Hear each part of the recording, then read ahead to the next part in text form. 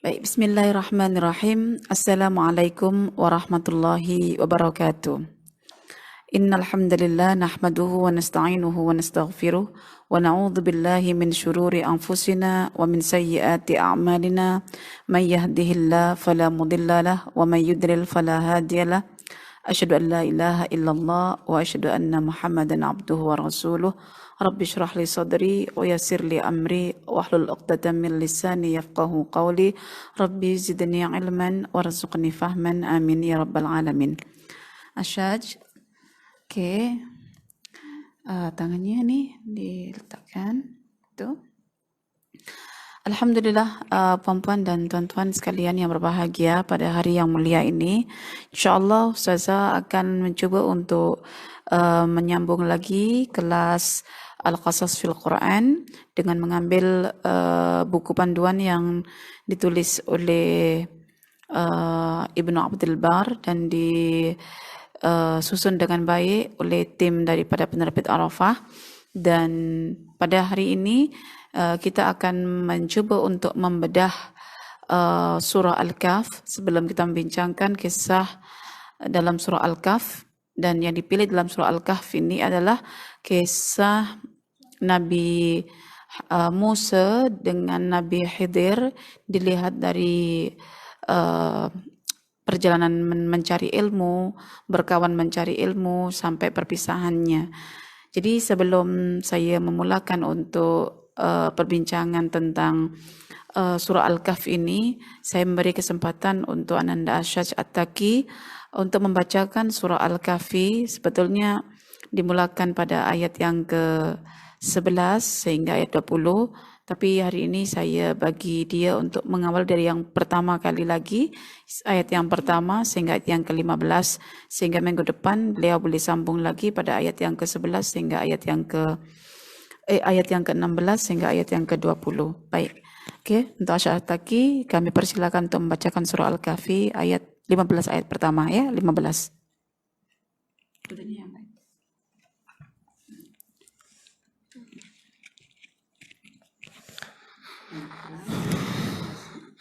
A'udzu billahi minasyaitonir rajim. Lagu. A'udzu billahi minasyaitonir rajim. Bismillahirrahmanirrahim. Alhamdulillahillazi anzala ala 'abdihil kitaba wa lam yaj'al lahu 'iwaja.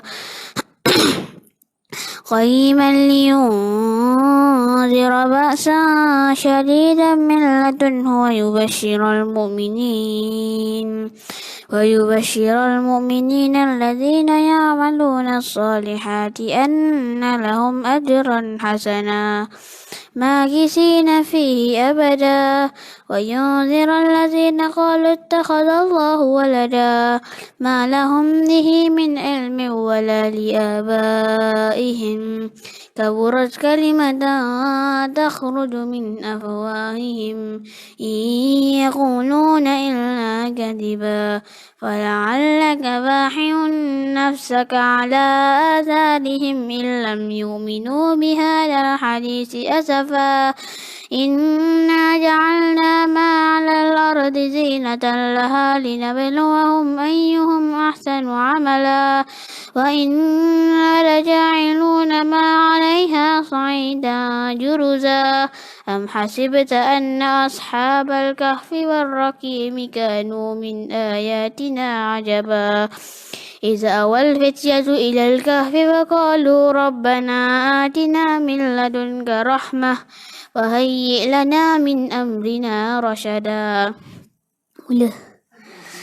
فضربنا على آذانهم في الكهف سنين عددا ثم بعثناهم لنعلم أي الحزبين أحصى بما لبثوا أمدا نحن نقص عليك نبأهم بالحق إنهم فتية آمنوا بربهم وزدناهم هدى وربطنا على قلوبهم إذ قاموا فقالوا ربنا رب السماوات والأرض لن ندعو من دونه إلها لقد قلنا إذا شططا هؤلاء قوم اتخذوا من دونه آلهة لولا يأتون عليهم بسلطان بين فمن أظلم ممن افترى على الله كذبا. صدق الله العظيم. Okay. Terima kasih untuk Asyash Ataki. Semoga bacaan ayat-ayat suci Al-Quran tadi boleh memberi sedikit sentuhan untuk rohani kita bagi mengawali perbincangan kita tentang surah Al-Kahfi ini. Baik, terima kasih Asyash, dan kita sambung lagi minggu depan nanti ya. Sambung satu muka surat lagi ya. Okey. Baiklah, puan-puan, tuan-tuan yang dirahmati oleh Allah. Alhamdulillah, dan kita mulakan perbincangan kita pada siang hari ini, yaitu dengan mengambil bahagian kisah pertama potret penuntut ilmu sejati, tadabbur surah Al-Kahfi, surah yang ke-18, ayat 60 sehingga 82. Ikutkan tajuk dalam buku ini ya. Kita buka yang ini dulu. Dan alhamdulillah dalam tulisan ini sebelum mengawali kisah, beliau membuat satu sinopsis ya, satu ulasan terhadap satu surah sebelum kita menyelam memaknai kisah penuntut ilmu yang sejati dalam surah Al-Kahfi ini. Tim buku ini ya, tim penerbitan buku ini telah memberikan satu sinopsis terhadap surah Al-Kahfi itu sendiri. Jadi ada baiknya sebelum kita mendalami sesuatu perkara, kita kenali dahulu perkara tersebut secara general, secara umum, bagi memudahkan kita ketika kita menyelam nanti. Baik, surah Al-Kahfi, walaupun dalam buku ini yang hendak dihuraikan adalah kisah Nabi Musa alaihissalam dalam pencaharian ilmunya dan berjumpa dengan seorang hamba Allah yang saleh yang bernama Khadir ya. Ada yang mengatakan Khidir, tapi dalam buku ini mengikut kepada kajian buku-buku tafsir yang berharakat seperti tafsir Al-Jami' karya Imam Al-Qurtubi dan kitab At-Tahrir wa Tanwir karya Syekh Ibnu Ashur dan buku-buku hadis seperti Sahih Al-Bukhari ditulis dengan harakat fathah Khadir ya. Khadir kha bukan kasrah. Wallahu alam, tetapi inilah yang diambil pandangan oleh penulis buku ini bahwa hamba soleh yang dimaksudkan dalam kisah Nabi Musa alaihissalam ketika mencari ilmu adalah Khadir ya, Khadir Abdun Saleh. Kita bedah dahulu surah Al-Kahfi ini ya, dan mungkin minggu depan lah kita baru boleh mengawali perbincangan tentang kisah dalam surah Al-Kahfi. Bagi yang sudah memiliki buku ya, karena memang kita nak mencuba membuat satu sesi perbincangan Quran ini secara berkitab supaya kita ada literasi, kita ada rujukan. Memang ustazah boleh je tak payah buka buku, tinggal menguraikan. Namun ada baiknya sesekali-sekala kita menengok pada buku ini agar kita terbiasa berkawan dengan buku ya. Nikmal jalis kitab, sebaik-baik kawan duduk adalah kitab. Jadi kita mencuba untuk sekali-sekala tengok dalam buku ini apa perbincangannya sehingga kita terbiasa untuk berkawan dengan buku itu. Ya, jadi sekarang kita mulakan dengan pembedahan kandungan surah Al-Kahfi. Dalam kitab ini dinyatakan terlebih dahulu tentang masalah hari. Masalah hari. Kenapa? Karena surah Al-Kahfi ini selalunya identik dengan pembacaan yang dilakukan pada hari Jumat. Jadi apa sebetulnya hari Jumat itu? Bukan hari Jumat yang kita tafsirkan sendiri. Hari Jumat itu hari yang jatuh selepas hari Khamis. Sedangkan hari Khamis jatuh selepas hari Rabu. Rabu jatuh selepas hari Selasa. Selasa jatuh selepas hari Isnin. Isnin jatuh selepas hari Ahad. Ahad, Isnin, Selasa, Rabu, Khamis, Jumat. Jadi hari Jumat ialah hari yang disepit oleh hari Khamis dengan hari Sabtu. Tidak, bukan seperti itu kita punya pandangan. Baik, lalu pandangan kita macam mana? Pandangan kita adalah merujuk kepada hadis Nabi Sallallahu Alaihi Wasallam yang diriwayatkan oleh Al-Imam Muslim pada nombor hadisnya yang ke-854. Baik, perhatikan dalam kitabnya masing-masing. Karena Nabi Sallallahu Alaihi Wasallam yaqul, Nabi Muhammad Sallallahu Alaihi Wasallam telah bersabda, khairu yaumin tala'at alaihi syamsu yaumul jum'ah, fihi khuliqa Adam, wa fihi udkhilal jannah, wa fihi ukhrija minha, wa la taqumus sa'atu illa fi yaumil jum'ah. Maksudnya adalah sebaik-baik hari di mana matahari itu terbit pada hari itu adalah hari Jumat. Maknanya khairul ayyam yaumul jum'ah. Sebaik-baik hari adalah hari Jumat. Khair dalam bahasa Arab, kalau kita merujuk kepada pandangannya Al-Asfahani, khairun itu adalah sesuatu kebaikan yang di dalamnya mengandungi manfaat terkait urusan dunia ataupun akhirat. Itu namanya khair. Ya, jadi hari itu yang terbaik menurut hadis Nabi Sallallahu Alaihi Wasallam adalah hari Jumat. Ada apa dengan hari Jumat itu sehingga dikatakan sebagai hari yang terbaik? Ya, dijelaskan dekat sini. Fihi khuliqa Adam. Adam diciptakan pada hari Jumat.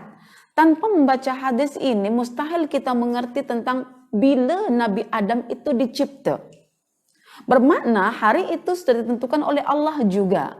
Buktinya Nabi menjelaskan Adam diciptakan pada hari Jumat. Maknanya Jum'ah itu sendiri adalah bahasa Al-Quran. Terbukti juga ada namanya surah Al-Jum'ah. Kan? Baik. Jadi sejarah Adam kita orang tidak tahu karena terkait dengan perkara gaib di masa lalu. Tetapi hadis ini mengungkapkan bahwa Adam diciptakan pada hari Jumat. Wa fihi udkhilal jannah. Dan pada hari Jumat itu juga Nabi Adam alaihissalam dimasukkan Allah ke dalam surga. Subhanallah. Wa fihi ukhrija minha. Dan pada hari Jumat juga Nabi Adam diturunkan daripada surga. Ya, diturunkan ke bumi ya daripada surga.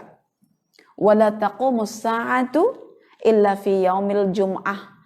Dan tidaklah berlaku hari kiamat melainkan pada hari Jumat. Oke. Jadi kalau kita perhatikan mengikut hadis ini, hari Jumat itu hari yang luar biasa, memandangkan hari itulah Nabi Adam diciptakan dan beliaulah Nabi pertama, beliaulah moyang kita, beliaulah yang kita ini disandarkan kepadanya dengan sebutan Banu Adam. Pada hari itu Nabi Adam dimasukkan Allah ke surga, masuk surga hari Jumat. Pada hari itu juga dikeluarkan Allah daripada surga hari Jumat. Dan hari kiamat pun hanya berlaku pada hari Jumat. Oke, kita sudah tahu tentang konten hari Jumat, kita sudah tahu tentang makna hari Jumat. Lalu kita akan mencari tahu tentang surah Al-Kahf. Mengapa surah Al-Kahf itu dibaca pada hari Jumat? Ada tak hadis? Ada kesandarannya? Baik.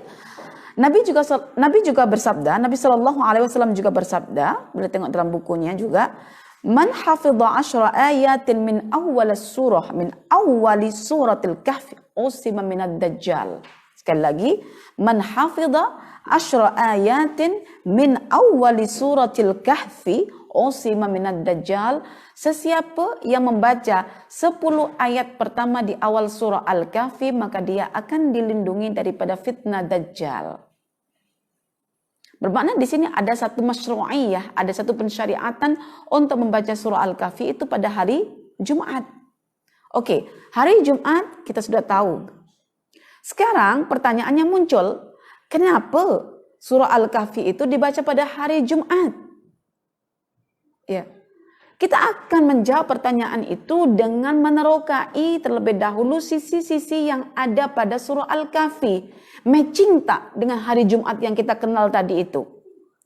Apabila kita sudah mengetahui sisi-sisi ataupun kandungan-kandungan surah Al-Kahfi itu, dan ternyata kandungan itu memang bila kita nisbahkan kepada hari Jumat itu menepati, memang betul lah pemilihan dalam pembacaan surah Al-Kahfi itu dilakukan pada hari Jumat.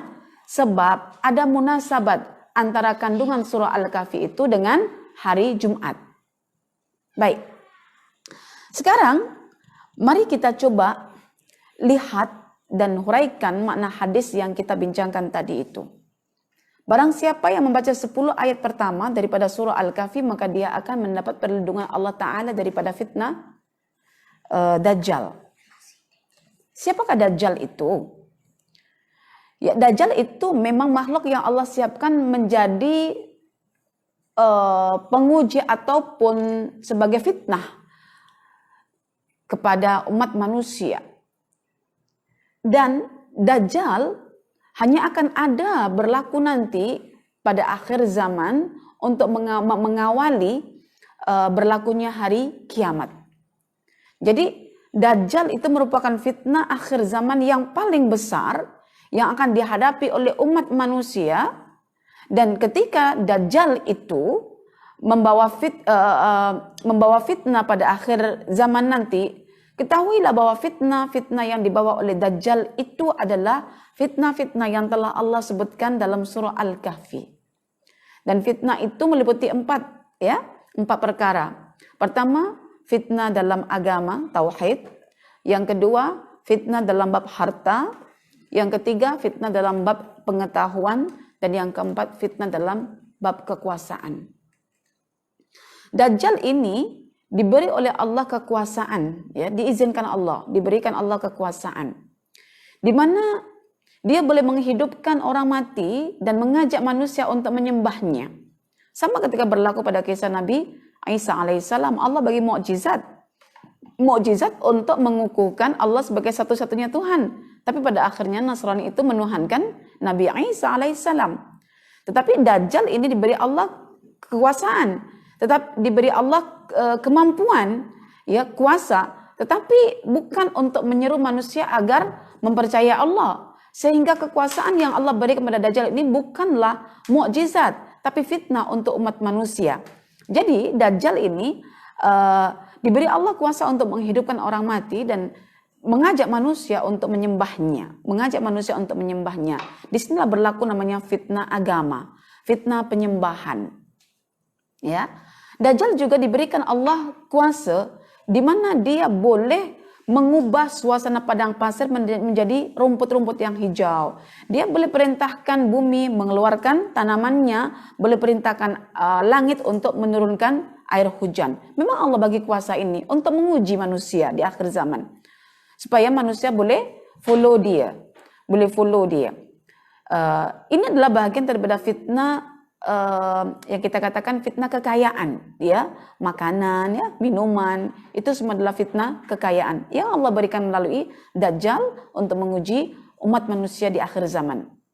Bukan cuma itu juga, Dajjal juga akan bawa fitnah, namanya fitnah pengetahuan, di mana Dajjal boleh memberikan informasi-informasi yang luar biasa, pengetahuan-pengetahuan yang tak diketahui oleh manusia ketika itu. Ya Allah beri kepada Dajjal ini kuasa ilmu. Kemudian yang kuasa ilmu ini kan selaras dengan kisah Nabi Musa dengan Khidir, kan? Kalau yang kuasa memberikan kekayaan tadi kan selaras dengan kisah pemilik 2 kebun, kan? Kalau kuasa menghidupkan orang mati agar manusia boleh menyembah Dajjal itu kan terkait dengan kisah Ashabul Kahfi, kan? Dan yang terakhir, Allah Ta'ala juga memberikan kuasa kepada Dajjal untuk menyebar di permukaan bumi dalam waktu yang sekejap. So, Dajjal boleh memasuki tiap-tiap negeri, tiap-tiap negara, kecuali dua, yaitu Mekah dan Madinah karena dijaga oleh para malaikat. Jadi, dalam sekejap boleh ke timur, sekejap boleh ke barat. Nah, ini macam kisah Zulkarnain, ya, yang Allah berikan kuasa kerajaan di negeri timur dan negeri barat. Jadi semua keempat fitnah yang terdapat dalam surah Al-Kahfi ini rupa-rupanya dimiliki oleh Dajjal dan dijadikan oleh Dajjal sebagai fitnah untuk menguji umat manusia di akhir zaman. Dan fenomena yang namanya fenomena hari akhirat atau fenomena hari kiamat, fenomena manusia dibangkitkan, itu kan berlaku pada hari Jumat. Jadi tidak ada salahnya, bahkan sangat tepat apabila kita merujuk hadis Nabi tadi itu. Tidak salah maknanya benar. Benar karena kita ada dalil begitu. Jadi memang kita akan mengutamakan pada hari Jumat itu membaca surah Al-Kahfi karena ada keutamaannya. So kita akan diingatkan terus pada tiap hari Jumat itu tentang fenomena besar, yaitu fenomena hari akhirat, fenomena hari kiamat. Supaya ingatan kita itu diperbaharui oleh Al-Quran, ya, oleh Allah melalui Al-Quran tiap-tiap hari Jumat dengan membaca surah Al-Kahfi dan mengamalkan petunjuk-petunjuknya di sebalik kisah-kisah yang telah dikemukakan itu. Masya Allah. Jadi kalau kita tengok hari Jumat, hari yang istimewa, di situ ada berlaku hari kiamat nanti, dan Dajjal akan membawa fitnah pada akhir zaman, dan akhir zaman itu mendekati pada hari kiamat. Harapnya surah Al-Kahfi itulah satu-satunya ya surah yang boleh kita, satu-satunya artinya ikutkan hadis Nabi ya, yang boleh kita baca, yang boleh kita tadabbur, yang boleh kita terapkan makna-maknanya untuk mengatasi fitnah Dajjal pada akhir zaman nanti itu. Ya, sehingga Allah melindungi kita. So, perlindungan di sini bukan semata-mata karena membaca 10 ayat, tapi perlindungan di sini adalah karena mengamalkan petunjuk-petunjuknya. Jadi begini puan-puan, tuan-tuan, surah Al-Kahfi itu dia memiliki pembukaan, memiliki penutup, dan memiliki isi. Ada pangkal, ada isi, ada hujung.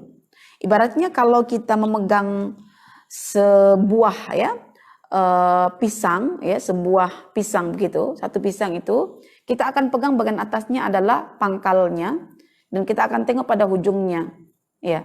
Adakah kita hanya akan mengambil pisang itu, memanfaatkan pisang itu dengan mengambil pangkal dan mengambil hujungnya saja? Tentu tidak. Kita akan makan isinya, bukan? Baik. Tetapi isi juga ini akan bersandar kepada hujung dan kepada pangkal dan juga kepada hujung. Jadi kita kena lengkapkan baca surah Al-Kahfi itu, artinya untuk mengetahui isi kandungan itu ada pembukaan. Untuk mengukuhkan isi kandungan itu ada penutup. Antara penutup dengan pembuka itu mesti sama. Sama dalam arti saling mengukuhkan. Kalau tak percaya, coba kita bawa pisang tadi itu pada konteks surah Al-Kahfi. Pada permulaan surah Al-Kahfi Allah berfirman, Alhamdulillahilladzi anzala ala abdihil kitabah. Segala puji bagi Allah yang telah menurunkan kepada hambanya itu Alkitab. Oke? Tengok pada hujung ayat terakhir dalam surah Al-Kahf. Qul innama ana basyarum mithlukum yuha ilayya. Kata Nabi, ya, saya ini cuma manusia biasa. Basyarum mithlukum. Bezanya, saya diturunkan wahyu daripada Allah Ta'ala. Jadi abdun dalam permulaan surah Al-Kahfi itu adalah Nabi Muhammad. Alkitab yang dimaksudkan pada permulaan surah itu namanya wahyu. Dan kandungannya sama. Pada wahyu itu kita diminta untuk mempercayai Allah sebagai satu-satunya Tuhan untuk disembah. Dan untuk mengharapkan perjumpaan dengan Allah nanti diminta untuk berbekal berbekal amal, yang dalam amal itu mesti ada 2 syarat, yaitu mengapa kita buat? Kerana Allah. Bagaimana kita nak buat? Dengan ittiba sunnah Nabi sallallahu alaihi wasallam. Okey, baik puan-puan, alhamdulillah hari semalam itu adalah hari yang ramai orang menyatakan di situ sebagai hari Maulidur Rasul. Sebenarnya Ustazah tak terlalu nak mengikut campur dalam perayaan hari Maulidur Rasul ke apa semua. Cuma saya bagi tahu je, sekerap mana kita berinteraksi dengan Al-Quran, di mana Quran sebagai ruh kita, sekerap itulah kita akan ingat Nabi Sallallahu Alaihi Wasallam tidak terhad pada 1 tahun, yaitu pada hari di mana berlakunya bulan Rabiul Awal. Jadi hari ini kadang-kadang dengan hadirnya perayaan seperti itu, nampaklah di mana sebetulnya kualiti umat Islam hari ini, ya, dengan melalui bacaan kita, tengok bagaimana mereka punya status ya dalam Facebook mereka. Kadang-kadang ya kita sendiri merasa, ya Allah, kenapa berlaku yang seperti itu. Tapi kalau kita baca surah Al-Kahfi bagian hujungnya, subhanallah, kita akan menghargai Rasulullah sallallahu alaihi wasallam dari segi perjuangan beliau memperjuangkan Al-Qur'an, di mana Al-Qur'anlah dikatakan sebagai media kita untuk mengenal jalan kita menuju Allah Subhanahu wa taala. Seolah-olah begini ya, Allah taala telah menyiapkan surga untuk kita. Lalu jalan kita menuju surga itu mesti ada pemandunya. So Allah pandu kita melalui Al-Quran. Setelah Al-Quran itu ad-da'i, penyeru yang memanggil kita, jangan belok kanan, jangan belok kiri, lurus je. Nanti sampai sekian, jalan sekian. Jangan belok. Macam itulah Allah mengatur kita melalui firman-Nya. Jadi firman Quran itu firman-Nya, kata-katanya yang memandu kita, yang mengguide kita sehingga kita boleh berjumpa Allah di hari akhirat nanti. Jadi itu bagi saya Al-Quran, dan yang menyampaikan Quran itu adalah Nabi Muhammad SAW. Jadi setiap hari sejauh mana kita berinteraksi dengan Al-Quran, setiap hari itulah kita akan mengingat Rasulullah SAW, lalu kita bersalat untuknya, Allahumma salli wa sallim wa barik ala Muhammad. Oke. Kita mulakan pembedahan surah Al-Kahfi, atau kita katakan tadi itu ya, awal, akhir, dia ada persamaan, dan ternyata pertengahan atau isi surah itu yang sering dilupakan. Ya, padahal isi surah itulah yang perlu untuk diamalkan.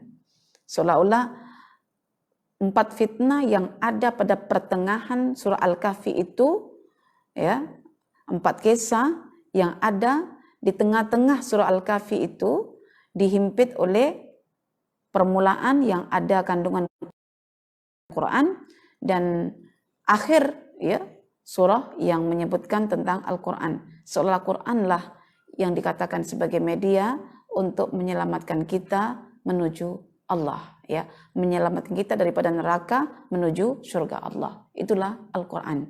Jadi kita kena memahami tentang hakikat ini, ya. Semakin dalam kita menyelami makna-makna Al-Quran, akan semakin nampak jelas jalan mana yang akan kita pilih. Sama ada kita menuju rahmat Allah atau kita menuju himpitan murka Allah. Itu pilihan yang jelas tatkala kita berinteraksi dengan Al-Quran. Oke, baru kita bedah di sini, ya. Puan-puan dan tuan-tuan yang dirahmati oleh Allah, buku ini sangat sistematik ya dalam penulisannya. Penulis ini akhirnya menyebutkan begini.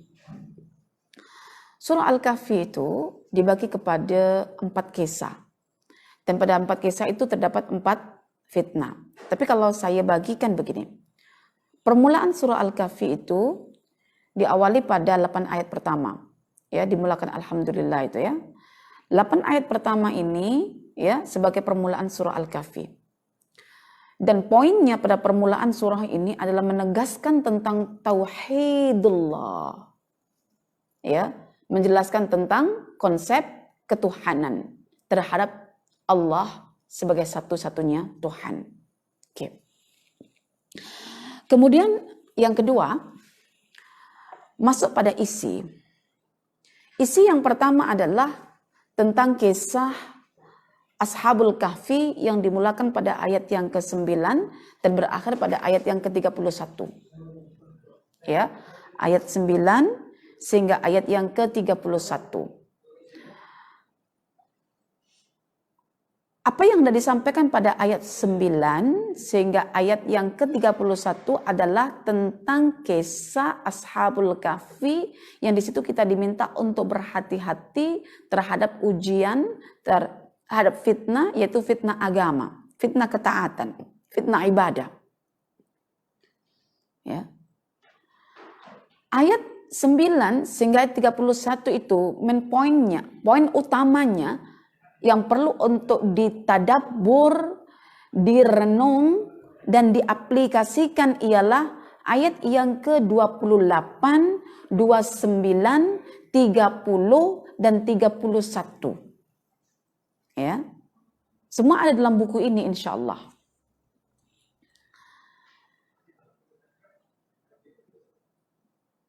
Pada ayat yang ke-28 itu kita diminta untuk berlindung diri kepada Allah daripada fitnah agama dengan berkawan baik terhadap orang-orang yang saleh.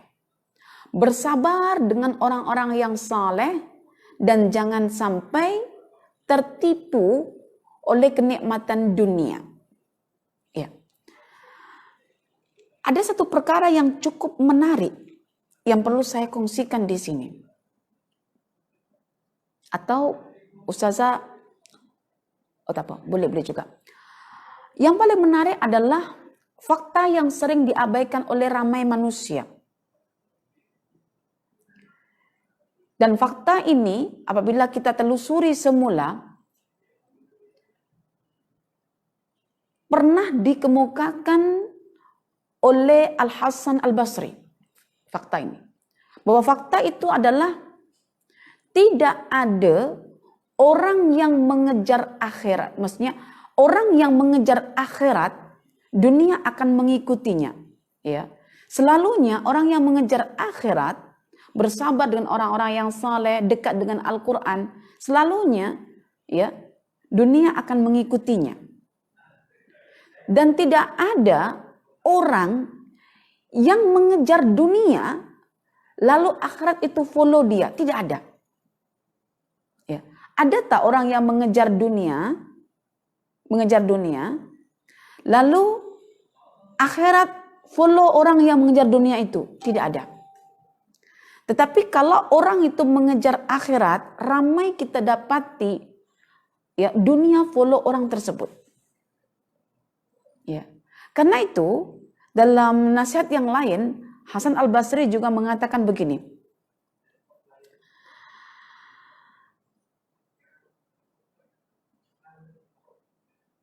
Masya Allah, sangat dalam ungkapannya Hasan Al-Basri di sini. Ketika beliau mengatakan bahwa dunia itu yang dikejar oleh manusia itu kebanyakan dijadikan sebagai modal dia untuk menghilangkan bagian dia yang ada di surga. Jadi kita boleh nampak bahwa jiwa kita ini ya Allah dihargai oleh Allah Subhanahu wa taala dengan surga. Tetapi lantaran dunia itu manusia boleh membeli jiwanya itu dengan dunia. Sehingga manusia itu tidak pernah menghargai jiwanya sendiri yang Allah telah menghargai dengan surga. Jadi kalau seandainya saya pun beritahu pada anak saya, kalau seandainya kita tahu puan-puan dan tuan-tuan, jiwa kita ini dihargai oleh Allah dengan surga, lalu dengan dunia ini kita jadikan sebagai modal kita untuk membeli akhirat, membeli petunjuk itu dengan kenikmatan dunia, maknanya kita tak pernah menghargai jiwa kita. Bila pesan ini diberikan oleh beliau, saya mencoba untuk merujuk agak-agaknya ayat apa yang menjadikan beliau berpesan, bernasihat seperti itu. Ya, mungkin dalam surah Al-Baqarah itulah bahwa sebagian manusia itu ya menjual petunjuk akhirat dengan kesesatan. Ya. Dan sungguh ini adalah sesuatu yang amat sangat disesali apabila kita sendiri sudah kerap membaca Al-Quran namun tidak mampu untuk menjadikan diri kita ini dihargai oleh Allah sehingga kita lalai hanya dengan memperhatikan nikmat-nikmat duniawi. Maka pada surah Al-Kahfi ayat yang ke-28 itulah Allah berpesan kat kita agar tidak terjebak oleh fitnah agama ini. Fala ta'du aynaka anhum turidu zinatal hayatid dunya wala tuti' man aghfalna qalbahu an dzikrina wattaba'a hawa wa kana amruhu furta. Masya Allah. Jadi saya kadang-kadang kalau lagi futur itu dalam arti sudah merasa ingin benda lain yang boleh menyuntikkan emosi saya lebih memilih untuk membaca buku-buku nasihat dan merenungkan makna-makna nasihat itu. Dan setiap nasihat itu bila saya dapatkan dalam Quran, Masya Allah, membuat saya hampir ya menangis dan mengatakan sungguh para imam ini betul-betul tidak mengeluarkan nasihat sembarangan, tetapi nasihat itu murni dibalut oleh ayat-ayat Al-Quran. Contoh misalnya apabila kita membaca dalam surah Al-Syu'ara ya, surah Asy-Syura, surah yang ke-42 ayat yang ke-20, kita akan mendapatkan di situ bahwa barang siapa yang menginginkan yang namanya akhirat, maka Allah akan bagi lebih. Tetapi barang siapa yang menginginkan dunia, maka Allah hanya bagi bahagian dunia saja, sedangkan di akhirat dia tidak akan mendapatkan bahagian sama sekali.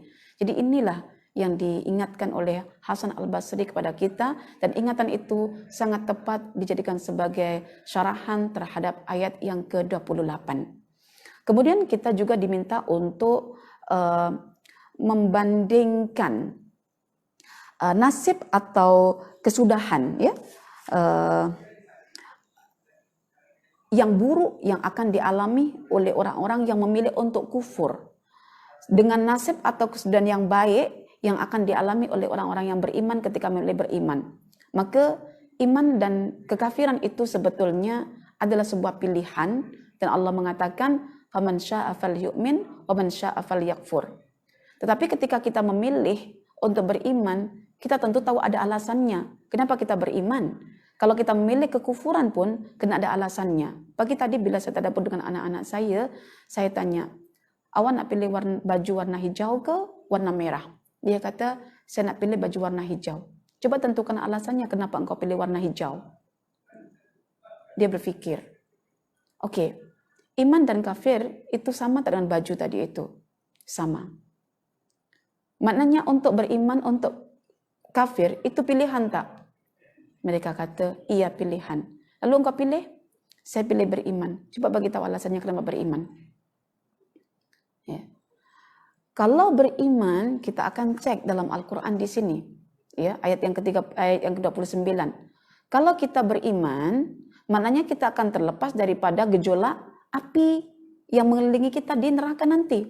Tapi kalau kita memilih kafir, ketahuilah konsekuensi kekafiran adalah Allah akan menghukum ya orang-orang yang kafir itu dengan panasnya api neraka yang bergejolak. Ya, naran ahata bihim suradiquha. Bukan cuma itu, wa iyastaghisu yughasu bima'in kalmuhli yashwil wujuh. Kalau mereka kehausan di neraka, mereka minta air, mereka akan diberi air, tapi air yang sangat panas sehingga boleh menghancurkan muka-muka mereka. Saya tanya pada mereka itu anak-anak saya, mau tak begini? Oh tak nak. Jadi pilihan itu karena ada alasan. Coba tengok ayat berikutnya. Apa yang Allah katakan tentang orang beriman? Tertawa mereka, seronok membayangkan katil-katilnya, gelang-gelangnya, permaidaninya, taman-tamannya, nikmat sawab wa hasunat murtafaqah. Intinya tempat peristirahatan yang sangat baik dan sangat memberikan nikmat. Sekarang pilih.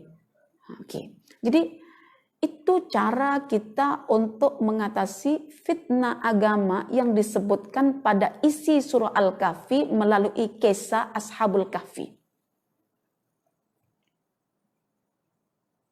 Jadi bukan kita membaca 10 ayat pertama, lepas itu kita akan terselamatkan dari fitnah Dajjal. Tidak.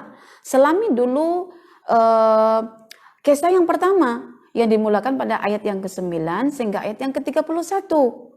Lalu apa yang hendak kita aplikasikan makna itu di situ? Ambil ayat ke-28. Yaitu apa? Bersabarlah kamu untuk sentiasa bersama orang-orang yang mengingati Allah di kala pagi petang. Yang di hatinya cuma ada Allah. Dan jangan terpengaruh dengan dunia. Karena apa? Orang yang ingat Allah, orang yang mengejar akhirat, dunia akan follow dia. Tapi kalau orang kejar dunianya, belum tentu akhirat akan mengikutinya. Maka pesan Allah, wala tuti'. Jangan kamu ikuti. Man aghfalna qalbahu, orang yang kalbunya telah dilalaikan oleh Allah daripada mengingati. Bermakna orang yang tidak ingat Allah itu jangan dijadikan kawan begitu. Ya. Bagaimana caranya agar kita menjadikan orang-orang beriman sebagai kawan? Tengok kesudahan yang baik bagi orang yang beriman. Nah, itu yang perlu untuk diaplikasikan. Jadi terasa berat sebetulnya untuk mengatasi fitnah akhir zaman yang dibawa oleh Dajjal. Bayangkan dari sekarang kita diminta untuk memilih. Sama ada menjadi orang kafir ke orang beriman. Kalau menjadi orang yang beriman, kita pun diminta untuk berkekalan hidup bersama orang-orang yang beriman. Karena itu Rasulullah juga mengatakan, jangan kamu berkawan melainkan hanya dengan orang beriman. Oke. Ini satu bahagian daripada kisah. Kisah yang kedua, ya, dimulakan pada ayat yang ke-32 sehingga ayat yang ke-59. Ya, bermula pada ayat yang ke-32 sehingga ayat yang ke-59, yaitu kisah pemilik dua kebun. Ya. Kisah pemilik dua kebun, ya. Pemilik kebun ini Allah anugerahkan dua kebun yang rindang, yang hijau, yang banyak buahnya, yang di bawahnya itu menyelah-nyelah air mengalir, ya, macam gambaran surga lah. Sangat indah, sangat menyeronokkan suasana itu, namun pemiliknya dilalaikan daripada mengingati Allah. Mungkin ada di antara kita juga yang diberikan oleh Allah fitnah atau ujian, namanya ujian kekayaan. Sampai akhirnya kekayaan itu melupakan, ya, salah satu di antara kita, ya, yang dibagi Allah fitnah tersebut, lupa dengan mengingati Allah, akhirnya berbangga dengan kenikmatan itu, berbangga dengan kekayaan itu, dan akhirnya Allah memberikan teguran agar orang ini kembali kepada Allah dengan dihancurkannya kebun-kebun itu, sehingga berlaku harapan pada orang tersebut untuk mendapatkannya nanti di akhirat. Masya Allah. Jadi pada kisah yang kedua ini, yaitu dimulakan pada ayat yang ke-32 sehingga ayat yang ke-59, adalah menjelaskan tentang fitnah harta benda yang kelak ini juga akan dibawa oleh Dajjal di akhir zaman. Lalu, adakah cuma berkisah begini saja? Adakah Quran memberikan solusinya bagaimana agar kita tidak terfitnah oleh harta benda kita? Sila dibaca, direnungkan, ditadaburi, dan diaplikasikan makna ayat yang ke-45 dicampurkan ayat yang ke-46. Cara untuk menghindari fitnah harta benda ini, kita diminta untuk memikirkan tentang dunia, memikirkan tentang hakikat dunia, ya.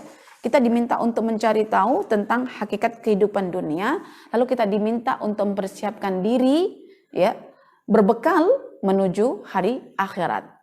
Allah berfirman dalam Al-Qur'an, ya, surah Al-Kahfi tadi, ayat yang ke-45, wadrib lahum mathalal hayatid dunya kama'in anzalnahu minas sama'i fakhtalata bihi nabatul ard fa asbaha hashiman tadruhu riyah wa kana Allahu ala kulli syai'in muqtadira al malu wal banun zinatul hayatid dunya wal baqiyatus salihat khairun 'inda rabbika thawaban wa khairun amala.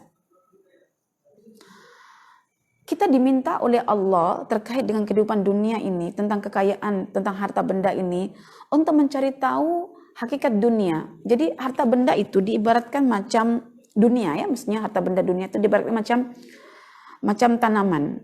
Tanaman ini hijau disebabkan karena Allah turunkan hujan ke bumi. Lalu bumi mengeluarkan tanam-tanaman yang hijau. Lalu fa'asbaha hashiman tadruhur riyah. Lama-lama tanaman ini menjadi kering dan hancur diterbangkan oleh angin. Wa kana Allahu ala kulli syai'in muqtadira. Allah berkuasa untuk melakukan perkara itu. Dunia ini tak kekal. Dunia ini disifati fana. Dunia ini digambarkan seperti mana pokok yang menghijau. Pokok yang menghijau tidak selamanya menghijau. Dia akan menguning perlahan-lahan, dia pun akan mengering dan hancur.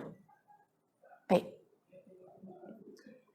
Apapun yang hendak kita inginkan untuk kekal bersama kita, bukankah Allah tak pernah bagi? Kita ingin kekal bersama kesehatan kita. Bukankah kita juga pernah kena sakit? Itu tandanya bahwa hidup tak kekal. Bukankah kita ingin berkekalan dengan keremajaan kita, dengan awet mudanya kita? Tapi tapi faktanya tidak juga. Ya, kulit kita sudah mulai berkedut, ya. Bahkan rambut kita pun sudah ada sedikit ubannya. Jadi ini sebetulnya adalah bukti-bukti bahwa dunia tak kekal, dan memang dunia itu diciptakan Allah bukan untuk tempat peristirahatan yang kekal, tapi cuma persinggahan. Karena itu kalau kita tahu tentang makna dunia adalah seperti itu, kita bermohon kepada Allah agar kita hanya disebutkan oleh Allah untuk mencari sawaban wa khairun amala, yaitu al-baqiyat as-salihat pada ayat yang ke-46. Kita memohon kepada Allah agar pikiran kita itu Allah bantu kita mencurahkan pikiran kita itu hanya untuk mencari sawaban, yaitu pekerjaan-pekerjaan yang boleh menghasilkan pahala sekaligus boleh dijadikan sebagai harapan nanti ketika kita datang menuju Allah di hari akhirat. Ya, jadi itu solusi praktisnya ada pada ayat yang ke-45 sekaligus ada ayat yang ke-46, dan saya rasa pada ayat 46 45 ini dua-duanya sangat faktual, boleh kita saksikan hari-hari, dan kita berharap kepada Allah dengan berdoa, Rabbi habli hukman wa alhiqni bis salihin.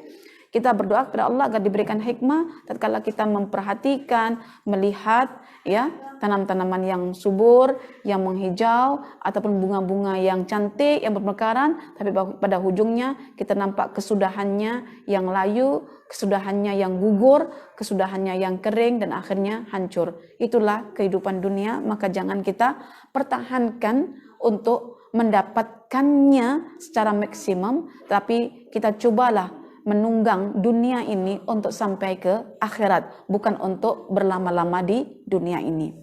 Oke. Kemudian masuk pada kisah yang ketiga, yaitu kisah Nabi Musa alaihissalam bersama Khidir, ya, hamba Allah yang saleh.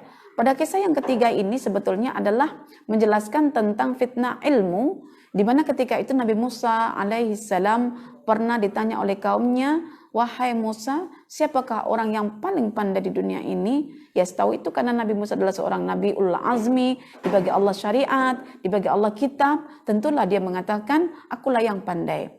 Tetapi, Masya Allah, ya, Nabi Musa akhirnya ditegur oleh Allah, dan akhirnya Nabi Musa mengembara untuk mencari ilmu, ya, berguru dengan hamba Allah yang telah Allah tunjukkan kealimannya. Kisah ini dimulakan pada ayat yang ke-60 sehingga ayat 82. Ya, kalau kita tengok dari ayat 60 sehingga ayat 82, sebanyak 23 ayat di situ yang menjelaskan tentang perjalanan Nabi Musa menuntut ilmu, ya, kemudian perjumpaan Nabi Musa dengan ahli ilmu, kemudian pertemanan Nabi Musa dengan pemilik ilmu, pertemanan maksudnya berkawan, persahabatan, dan terakhir perpisahan Nabi Musa dengan ahli ilmu tersebut. Ya, itu memang sifat mencari ilmu akan seperti itu. Ya. Lalu pada kisah Nabi Musa ini yang sebanyak 23 ayat ini, apa poin pentingnya yang hendak disampaikan? Yang disampaikan ada pada ayat yang ke-66. Ayat yang ke-66 itu adalah membincangkan tentang bagaimana Nabi Musa alaihissalam begitu tawadu. Jadi fitnah ilmu ini hanya dapat diatasi apabila pemilik ilmu itu merendah dan merasa tawadu di hadapan ahli ilmu lain. Tidak pandang bulu siapa. Yang penting Allah perintahkan, walaupun dia bukanlah seorang nabi sekalipun, walaupun dia bukanlah rasul sekalipun, walaupun dia bukan masuk tataran ulul azmi, kalau Allah yang perintahkan, dia akan sami'na wa ata'na. Maka Nabi Musa sebetulnya mengajarkan kepada kita, mengajarkan apa? Mengajarkan tentang ketawaduan. Hari ini mungkin kita nampak, ada setengah di antara kita sudah punya background sebagai orang dikenal, ya, punya satu community besar. Tetapi ketika dia belajar pada orang lain begitu, yang mungkin bukan sekelas dengan dia, tapi orang ini Allah bagi ilmu yang tidak ada bersama dia, tetapi orang ini taklah dikenal sangat misalnya, maka orang itu merasa malu untuk mengambil ilmu daripada orang yang biasa ini karena dia memiliki benda di belakang, yaitu apa? Kedudukan dia sebagai seorang ahli ilmu yang dikenal, punya satu komuniti besar, sehingga kalau menukil kata-kata seseorang yang dianggap biasa itu macam menjatuhkan martabat dia, wibawa dia. So dia tak mau menukil pendapat orang tersebut, tapi dia berusaha mencampur, mengkacau, adukkan ungkapan-ungkapan orang lain seolah berasal daripada dirinya sendiri. Kita ini kalau belajar misalnya disiplin ilmu, kita akan tetap merujuk. Hatta dalam hadis Nabi SAW, kan haddasana an sekian, haddasana, akhbarana, an, sampai ujungnya anin Nabi SAW. Itu maknanya menghargai ilmu daripada orang yang diambilnya. Bukan mengambil ilmu orang lain, diaduk sendiri, jadi hasil sendiri, tidak. Tapi kalau kita memerlukan penakalan dari orang lain, yang kita tidak ada ilmu tentang itu, biarlah orang lain yang mendengar itu senang merujuk orang tersebut bila mengalami kekeliruan. Kadang misalnya, saya mengambil pandangan daripada imam sekian gitu. Apa yang saya pahami, saya sampaikan. Tetapi selebihnya bila ada orang tanya dan saya tidak paham, orang tersebut boleh merujuk pada kitab mana yang saya ambil, penulis siapa yang saya ambil, sehingga ada satu macam amanah ilmiah yang kita sampaikan bila kita menjelaskan sesuatu. Jadi kita jangan terlalu malu, bahkan Nabi Musa pun tidak malu ketika dia belajar daripada daripada Khidir yang dikatakan sebagai min ibadina salihan, daripada hamba Allah yang saleh. Masya Allah. Jadi sedikit sebanyak kita akan belajar nanti pada kisah Nabi Musa alaihissalam tentang ketawaduan beliau. Apa kata beliau dalam ayat yang ke-66 yang menjadi poinnya kisah Nabi Musa alaihissalam? Qala lahu Musa, hal attabi'uka ala an tu'allimani mimma ullimta rusyda. Boleh tak aku follow engkau, lalu engkau ajarkan aku sesuatu yang engkau telah peroleh daripada Tuhan kamu. Masya Allah. Seorang Nabi meminta, boleh tak aku nak ikut engkau? Ya. Akhirnya, Khadir memberikan keizinan, tapi demikianlah kita boleh membaca watak atau karakter Nabi Musa alaihissalam. Ya, karakternya, wataknya adalah ajulah, ya, amat tergesa-gesa sehingga setiap apabila berlaku ilmu-ilmu yang dapat disaksikan oleh Nabi Musa alaihissalam dalam bentuk dalam praktisnya, merasa Nabi Musa ini betul ke terus ya, tapi ini antaranya metode kritik yang sebenarnya dia ingin tahu sebenarnya satu tergesa-gesa, tapi di sebalik ketergesaannya itu sebenarnya dia Nabi Musa ingin mencari tahu kenapa engkau bunuh budak kecil yang Zakia, masih suci. Kenapa engkau tegakkan dinding rumah yang merobos sementara dia tak mau menjamu kita? Kenapa engkau lubangi perahu orang yang miskin begini? Benda-benda yang zahir itulah yang ditanyakan oleh Nabi Musa alaihissalam, tetapi yang hikmahnya, dalamannya itu yang dijelaskan oleh Khadir ibadun saleh, ya. Khadir sebagai hamba Allah yang saleh. Kemudian yang terakhir adalah fitnah, kisah yang mengandungi fitnah kekuasaan yang dimulakan pada ayat yang ke-83 sehingga ayat yang ke-99, yaitu kisah Zulkarnain. Ya, yang disitulah sebetulnya Allah uji Zulkarnain dengan ujian kekuasaan timur dan barat, tetapi Masya Allah beliau mampu mengatasi ujian itu dengan ketawaduannya. Ya, jadi di sini dikatakan solusi dalam menghadapi fitnah kekuasaan ialah dengan keikhlasan dan rendah diri di hadapan Allah. Bukankah Zulkarnain mampu sebetulnya nak buat benteng tuh, tetapi beliau masih berkata, atuni zubaral hadid. Dia masih menerima tawaran penduduk setempat untuk membantu Zulkarnain menuangkan cairan-cairan tembaga itu untuk memagari dinding yang menghubungkan, ya, untuk memagari ya satu celah yang menghubungkan antara penduduk setempat itu dengan penduduk lainnya, tapi dikenali dengan jahat yang diistilahkan dengan Ya'juj Ma'juj itu. Ya, jadi pesan penting pada kisah Zulkarnain pada ayat yang ke berapa tadi itu pada ayat yang 83 sehingga 99, poinnya ada pada ayat yang ke 97, yaitu di mana Zulkarnain mengatakan begini, qala hadza rahmatun min rabbi fa idza jaa wa'du rabbi ja'alahu dakkaa, ya, wa kana wa'du rabbi haqqan. Jadi Zulkarnain berusaha untuk berlindung diri daripada dirinya sendiri selepas dia berusaha untuk menyembunyikan dirinya daripada manusia tentang kekuasaannya itu. Ya, sebetulnya Zulkarnain punya kuasa untuk menutup jalur itu, jalur yang menghubungkan antara Ya'juj Ma'juj dengan penduduk setempat.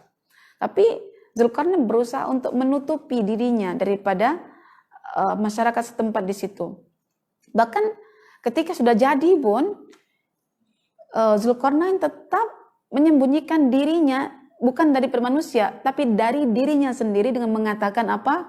Hadza rahmatun min rabbi. Demikianlah kalau manusia itu beramal, pertama berusaha untuk menyembunyikan diri daripada pandangan manusia supaya tak berlaku namanya kesyirikan, ya. Dan yang kedua, menyembunyikan diri daripada dirinya sendiri. Caranya dengan menisbahkan segala bentuk perbuatannya, ya, kekuasaannya tadi itu hanya milik Allah, hanya berasal daripada Allah. Hadza rahmatum min rabbi. Oke, ini semua fitnah-fitnah itu telah dijelaskan solusinya oleh Al-Quran. Jadi jangan sampai nanti kita membaca Al-Quran surah Al-Kahfi cuma ambil 10 ayat pertama dan 10 ayat terakhir. Sebetulnya kalau kita cek balik, ya kan, 10 ayat pertama dalam surah Al-Kahfi itu sudah masuk sedikit penjelasan tentang Ashabul Kahfi, bukan pembukaan saja. Tapi kalau kita ambil 10 ayat terakhir dalam surah Al-Kahfi itu, dia pun kita katakan sudah melepasi daripada penutup. Sebab kalau kita tengok kisah Zulkarnain itu kan sampai ayat 99. Kalau kita mulakan ayat 100 sehingga 110 bermakna kan 11 ayat.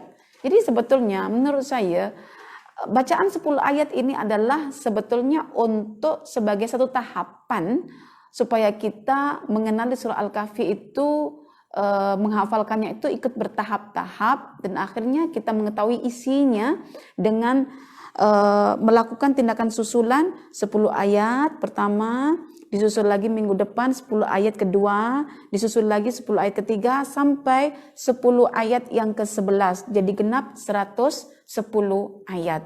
Dan pandangan ini saya ambil daripada pandangannya Al-Imam An-Nawawi ketika Dr. Muhammad Isa Ali Sayyid menuliskan satu disertasinya yang bertajuk Fadail Aswar, keutamaan-keutamaan surah-surah fil Quran dalam Al-Quran, ya.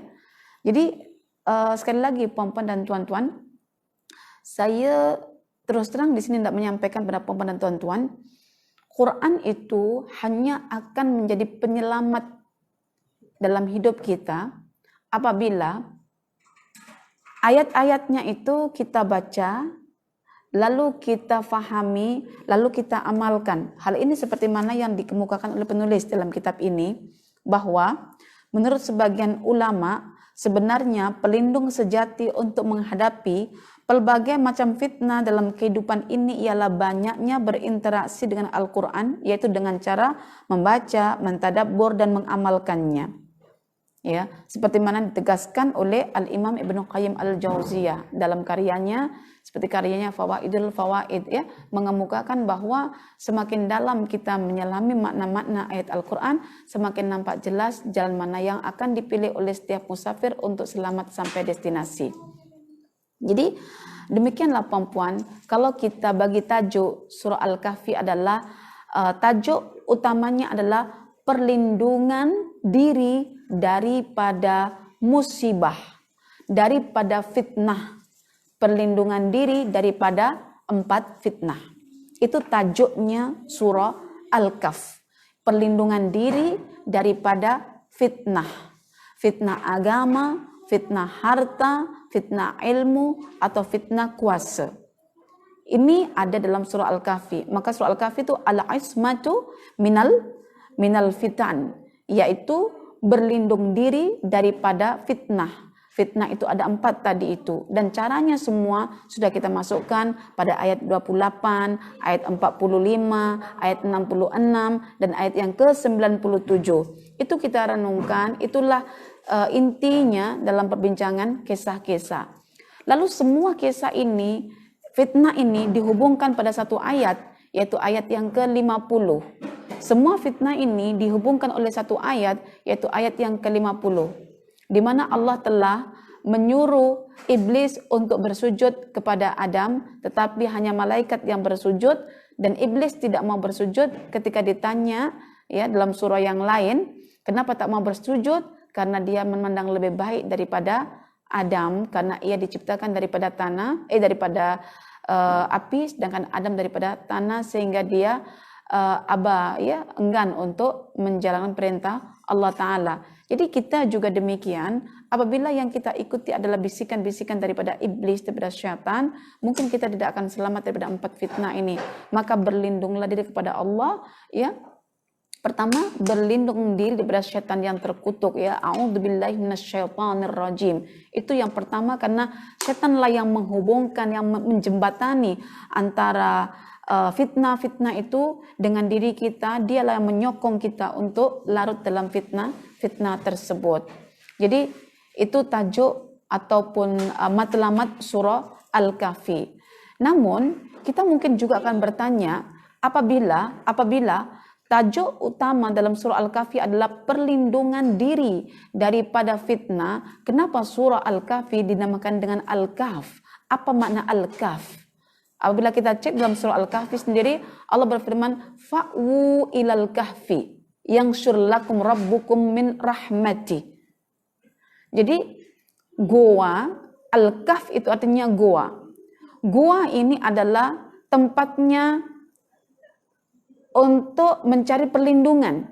Fa'wu, karena dia bersifat sunyi, ya, sepi, gelap, dan mungkin orang tak akan menyangka, orang lain tak akan pernah menyangka bahwa tempat yang gelap, anggap sungguh menakutkan itu menjadi tempat persembunyiannya para pemuda Al-Kahf, ya. Karena itu sesuai dengan tajuk nama surah Al-Kahfi, dengan tujuannya adalah mencari perlindungan, hampir sama. Jadi untuk memahami satu surah itu, ambil saja satu penamaan itu, insya Allah nama itu akan mewakili matlamat surah, nama itu akan menunjukkan tema surah, nama itu akan menunjukkan juga kontennya surah. Jadi ingat, gua itu tempat yang gelap, yang sangat menakutkan. Mungkin ada hewan buas di dalamnya, mungkin ada sejenis hewan-hewan liar seperti skorpion yang menyengat, ataupun laba-laba, ataupun ular. Tetapi kalau Allah yang perintahkan untuk bersembunyi di situ, bersembunyilah, dan Allah yang akan menguruskannya. Yansyur lakum rabbukum mir rahmati. Sama kalau kita sekarang diminta untuk mencari perlindungan melalui Al-Quran. Mencari perlindungan melalui Al-Quran. Mungkin tak tak semua orang akan menyangka Quran itu baik. Mungkin ramai orang menyangka buang masa je lah, baca kalau sempat je lah, ala Al-Quran ini tak faham lah nak baca, macam-macam ya yang akan disebutkan. Tapi kalau Tuhan sudah mengatakan, carilah keberkatan hidup dalam Al-Quran, berlindunglah kepada Allah melalui mengamalkan isi Al-Quran, ya sudah kita follow je. Karena itu, rahasia yang sangat menarik yang dikemukakan dalam buku ini adalah ketika menafitnah itu disebutkan dalam tiap-tiap kisah, dan tiap-tiap kisah tadi itu diawali dengan permulaan, disudahi dengan penutupan. Permulaan adalah tentang Alkitab, penutup tentang Al-Wahyu, seolah-olah yang boleh menjadikan kita ini selamat dari fitnah adalah dengan kembali kepada ayat-ayat Al-Quran, lalu kita membacanya, lalu kita mentadaburnya, lalu kita mengamalkan zikra yang telah kita petik melalui tadabur itu. Maka kita akan memenuhi hak-hak Al-Quran di situ.